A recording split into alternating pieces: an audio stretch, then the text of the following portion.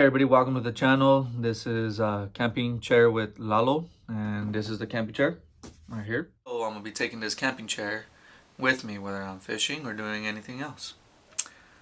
All right, let's get started. What do I think about the SpringField Prodigy? I thought it was an amazing gun. I am gonna show some footage where it did end up jamming. I shot it a couple of times. It ended up getting overheated, I would say. And then after a while, it just started shooting fine again. Here it is. This is a SpringField Prodigy 5-inch. It's a really good gun. This is my little setup. I think I'm gonna go with the EGW or whatever it was. I'm gonna go with the EGW, the internals.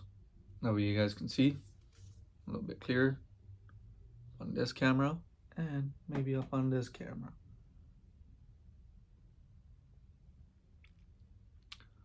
Yeah, this gun, it felt butter smooth. I think when I first got it, I didn't want to do anything with it.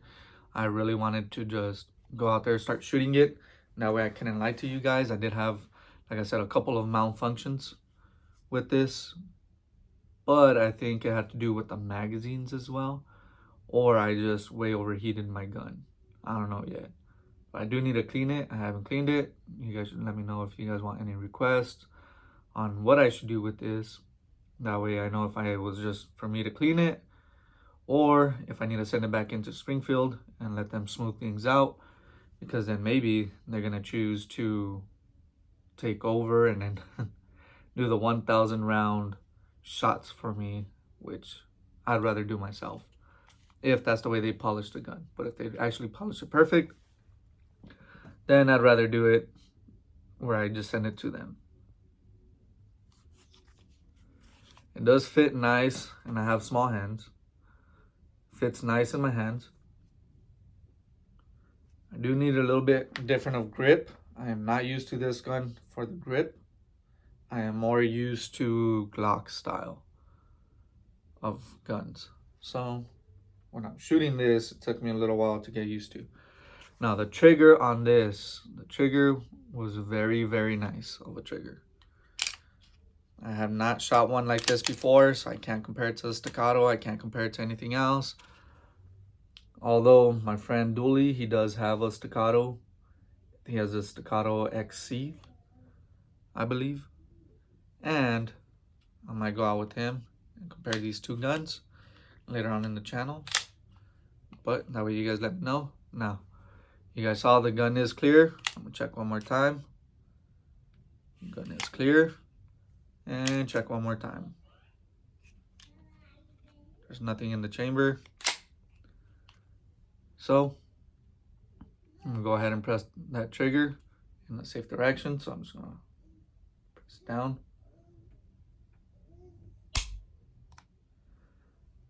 To me, that is a very light trigger. And I really do like the way it feels. What I do want is to have the full flat base trigger.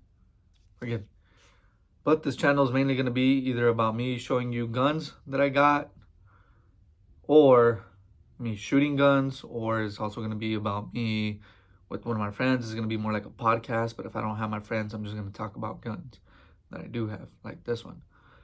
Go ahead. It looks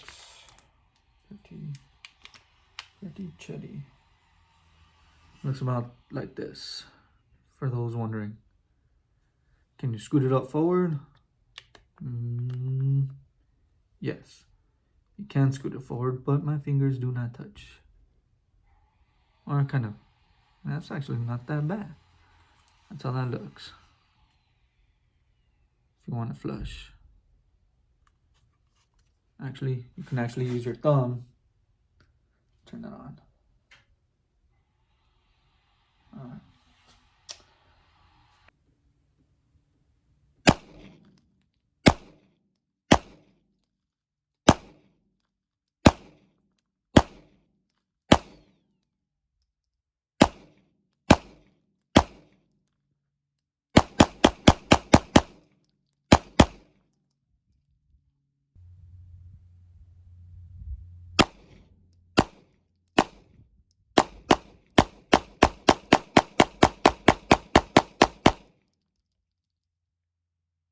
Kind of glad I got the SpringField now over the Staccato.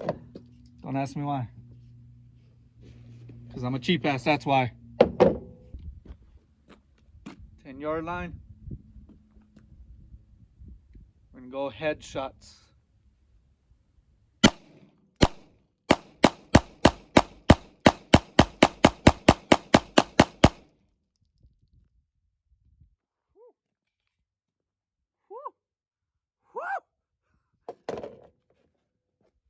Oh God, I don't know what to say. But I'm grateful. Gosh. Now I'm probably gonna do a little build drill just to see where I'm at with the gun, what I can improve on, how can I improve my shooting skills. I might even try to slow-mo this later on. Not sure. But after that, I'm gonna do the accuracy test. So I'm gonna do 2 mags of build drills and then 1 mag on accuracy. See how it shoots. Get my inners.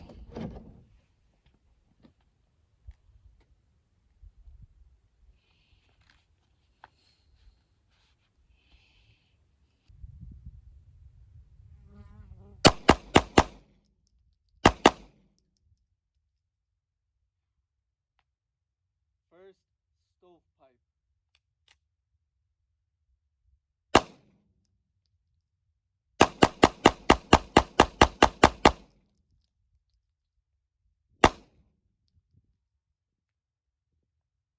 And yard line.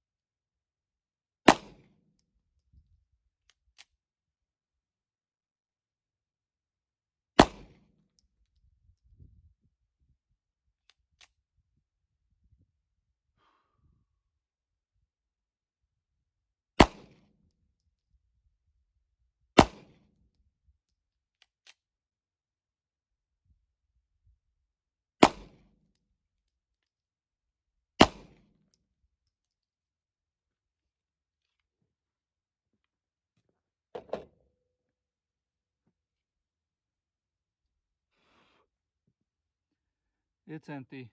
Had a couple of malfunctions with that mag. Wonder if the gun's just getting hot and dirty. Might send it off to SpringField. But in reality, I didn't clean it. 20 shots right here. I think SpringField was made for me. I had my SpringField XD. It was such a good gun that I didn't see myself getting more than just SpringField. I trusted it so much. I torture tested that gun when I was younger. I really put that gun through a lot of stuff and it never malfunctioned once. I've never even had one jam on it. I don't even know if I just got lucky with a really good gun or what I got in my hands, but I have not gotten rid of it. And to this day, I haven't changed anything on it. No springs, no nothing. It's still the same spring. Everything's still the original on that SpringField XD. And I've been happy with that gun my whole life. And actually, that was one of my first dates. Or it was my first date with my wife. And I was taking her shooting. And I let her shoot that SpringField. And a couple other guns that I have. I do have a 500 Smith & Wesson, the Magnum, which I will take out later. I'll show you a couple of shootings with it. You gotta understand, some of those guns, even though they're fun to have, they're not as fun to shoot. Just like when I have that shotgun that I shot, the AR style, Takrov or something like that. I don't know how to pronounce it. I butchered it. But let's just say it was not fun. It left me marks everywhere. The padding is not soft. Um, Basically, kind of sucked. You know what I mean? And another thing I do want to mention is if you guys are gonna buy that SpringField Prodigy, make sure that you guys know what you want. Do I think it's worth saving over the staccato and just saving for the staccato? In my eyes, I did not see that because I can fix all the little problems that it has for free by just taking it to Springfield, and it will be just as good as shooting a staccato. And a lot of people might say, no, you're wrong. And I mean, you might prove me wrong. That's fine. I don't care. All I know is I've seen a couple of videos, especially with that girl who has like really expensive guns, and her and her husband, you know, they're always shooting videos and footage. I recommend watching her. I think she's very honest for her opinions and stuff like that. I don't think she lies to you guys. And she's one of the ones that kind of motivated me to go that path as well as some of the guys here in Arizona. Those guys in Arizona here were a big influence on me just wanting to shoot some footage, make sure this is where I was happy doing, you know. It's where I feel like I wanted to go that route, this path, but at the same time, I don't want to do what they're doing as well because I know.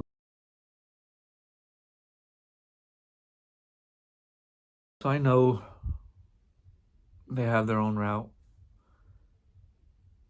but for mine, I kind of just want to take this camping chair everywhere with me and do a little bit of interviews and podcast if I can, when I can.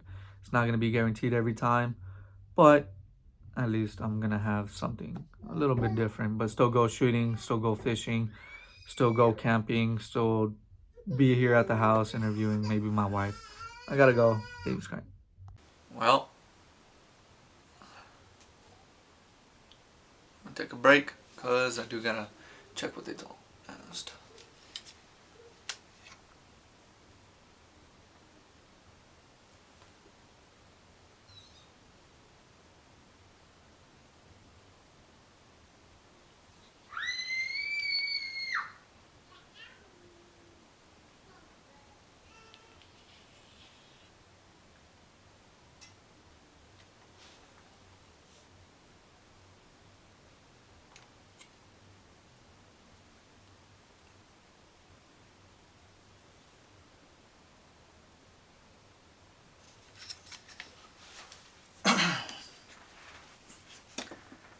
Now's my wife texting me. That's why I can't put my phone on airplane mode, because she will kill me. Okay, I just gotta grab my phone and my stand and kind of just do this and let me call her.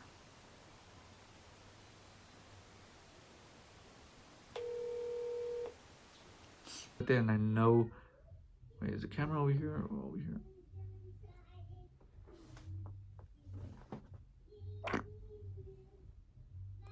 Okay. Okay. Some things I wanted to talk about and I forgot what I was going to talk about.